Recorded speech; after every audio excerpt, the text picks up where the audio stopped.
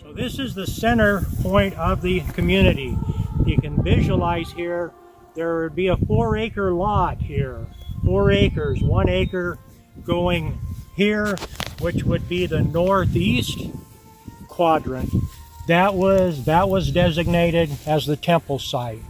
Then over here would be the northwest quadrant, and then the southwest, the southeast. But the temple site then was this area right here. This is a high point, and it was customary. They set that same procedure up.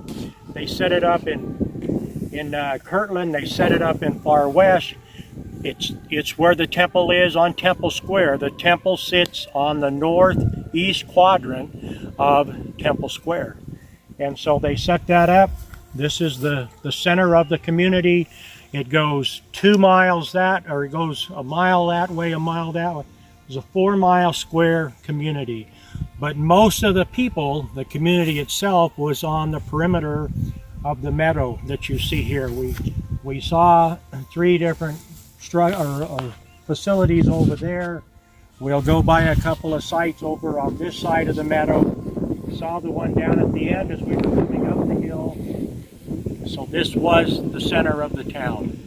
And at the time, they figured they have evidence of that there were probably 200 cabins or so here that had been established. Probably most of them never even got finished before the time the Saints were driven out. But there were more than 200 cabins that had been established. There were quite a few people who had come out of Kirtland and were still living in their wagons and had set up the facilities. There's a marker right there, which was they called that a public building. There's a marker right down there, right? It's almost behind a tree. That was a public building.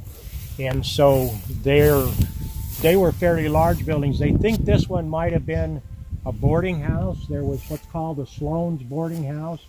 Prophet stayed there a couple of times. It was, of course, after the community was built up, but they think that might have been that, but they don't know.